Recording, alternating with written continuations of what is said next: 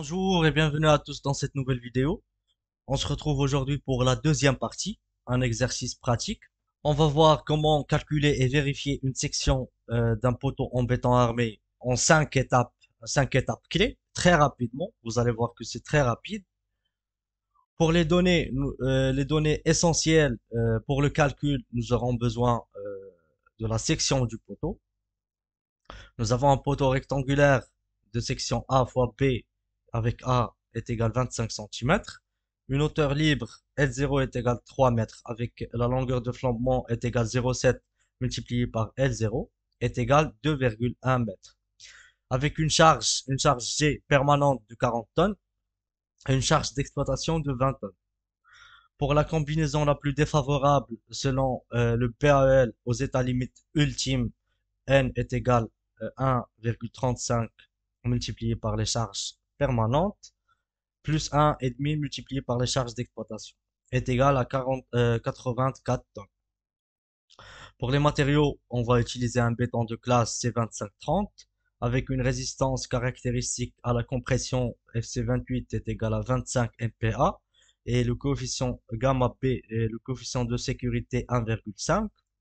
Pour les aciers, on va utiliser des aciers HA 500 avec une limite d'élasticité de 500 MPa et avec un coefficient de sécurité gamma S 1,15. Donc maintenant, on passe à la première étape, c'est le dimensionnement de la section, le dimensionnement du béton. Pour dimensionner la section du béton, on va utiliser cette condition. Sigma doit être inférieur à sigma B.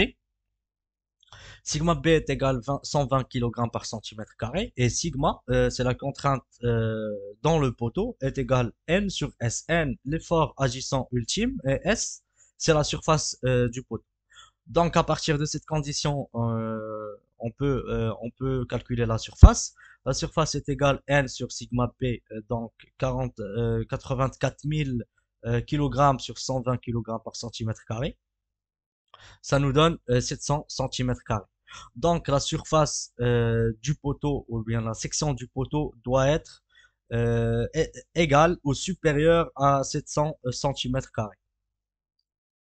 Nous avons un poteau rectangle de section A fois B. Donc A fois B doit être égal à 700 cm carrés ou bien supérieur.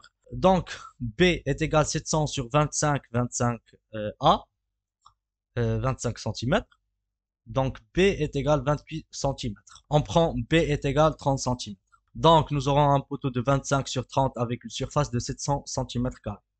Ensuite, la deuxième étape, on doit calculer les caractéristiques géométriques de la section. Pour les caractéristiques géométriques de la section, nous allons calculer l'inertie de la section et le rayon de giration nécessaire pour le calcul de l'élancement. Donc la surface, on a un poteau de surface, un poteau rectangulaire de surface 750 cm².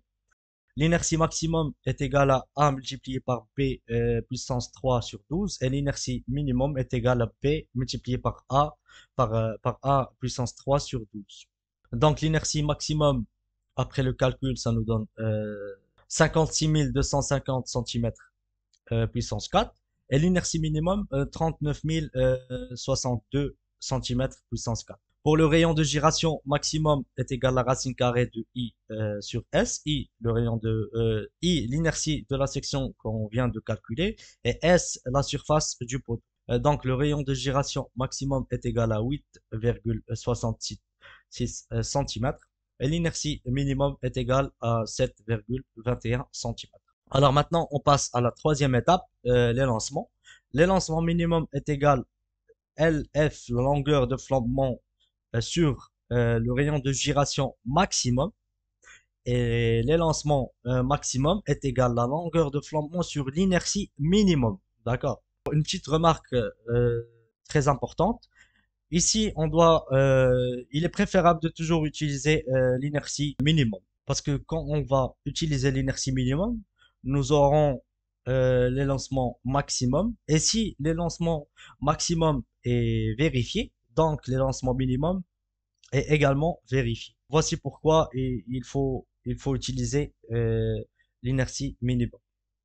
Donc maintenant, on passe à la prochaine étape, est la quatrième étape, la section d'armature longitudinale. Alors, comment calculer la section d'armature dans un pot?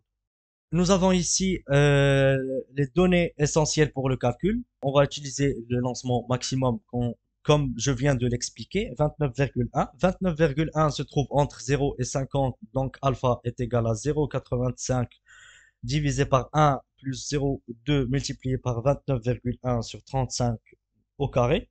Donc alpha est égal à 0,74 et 50% des charges sont appliquées après 90 jours, donc alpha est égal à alpha. On a déjà vu ça dans le cours théorique. Si 50% des charges sont appliquées avant 90 jours, on doit diviser alpha sur 1,1. Et si 50% des charges sont appliquées avant 28 jours, on doit diviser alpha sur 1,2. D'accord. Maintenant, on va calculer la section d'armature nécessaire. La section théorique A est égale NU, l'effort ultime, moins B, la section du poteau, multiplié par FBU, qui est égal à 142 kg par centimètre carré. FBU, c'est la résistance du béton à la compression de calcul, et le tout divisé par FYT. Donc, A est égal à 84 000 kg moins 750 cm2 multiplié par 142 kg par cm2 sur 4 4347 kg par cm2 et on trouve moins 5 cm2. Comme vous pouvez le remarquer, nous avons ici une section qui est négative.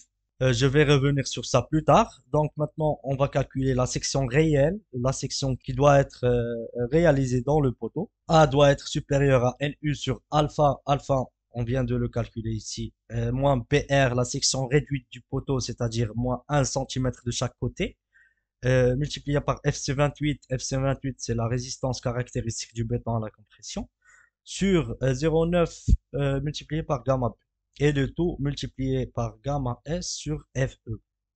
Donc, la section réelle est égale à 84 000 kg sur 0,74 moins 644 multiplié par 250 sur 0,9 multiplié par 1,5, le coefficient de sécurité du béton aux états limites ultimes, et le tout multiplié par 1,15 sur 5000 est égal moins 1,32 cm². Donc, comme vous pouvez le remarquer, nous avons la section théorique et la section réelle qui sont négatifs. Donc, on peut conclure que le béton seul peut supporter les charges. Mais comme nous ne pouvons pas utiliser le béton seul à risque de flambement, le phénomène de flambement, donc on est obligé d'utiliser des armatures longitudinales. Et pour que ces armatures longitudinales ne flambent pas à leur tour, nous devons utiliser des armatures transversales pour les maintenir et éviter un flambement. Donc, le ferraillage minimum selon le PAEL, l'article A8.1 de le ferraillage minimum est égal au maximum de 4 cm fois le périmètre du poteau et 0,2% de la section du béton. 0,2% de la section du béton est égal à 1,5 cm². Et P, c'est le périmètre du poteau, est égal à 30 plus 25 cm multiplié par 2 est égal à 110 cm. Donc 4 cm multiplié par P, 110 cm, ici vous devez utiliser le mètre, d'accord, est égal à 4,4 cm². Donc la section minimum selon le PAEL, c'est le maximum entre 4,4 et 1,5. Donc le maximum c'est 4,4 cm². Donc on prend 4 HA de 12 mm, 4 de diamètre 12 mm, avec une section d'acier de 4,52 cm². Pour comment choisir les aciers, j'ai déjà expliqué ça dans le cours de la poutre en béton armé. Ici, je peux bien prendre un autre diamètre. Par exemple, au lieu de 4 HA12, je peux prendre 6 HA de 10 par exemple. Euh, ça dépend de la disposition. Vous pouvez choisir la disposition que vous voulez, mais le plus important, c'est que vous devez avoir la section d'armature AS doit être supérieure à le ferraillage minimum A minimum. D'accord? Maintenant, on passe à le dernier point et la dernière étape, c'est la section d'armature transversale. Pour le diamètre des armatures transversales est égal à le diamètre des armatures longitudinales sur 3. Donc 12 sur 3, ça nous donne 4 millimètres. Mais le minimum, c'est un diamètre de 6. Donc on prend un diamètre de 6 millimètres. Avec un espacement, par exemple, T est égal 20 centimètres dans la zone courante et 10 centimètres dans la zone de recouvrement et la zone critique. On arrive à la fin de cette vidéo. J'espère que cette vidéo vous a été utile. Merci d'avoir regardé cette vidéo jusqu'à la fin et d'ici là, je vous dis à très bientôt.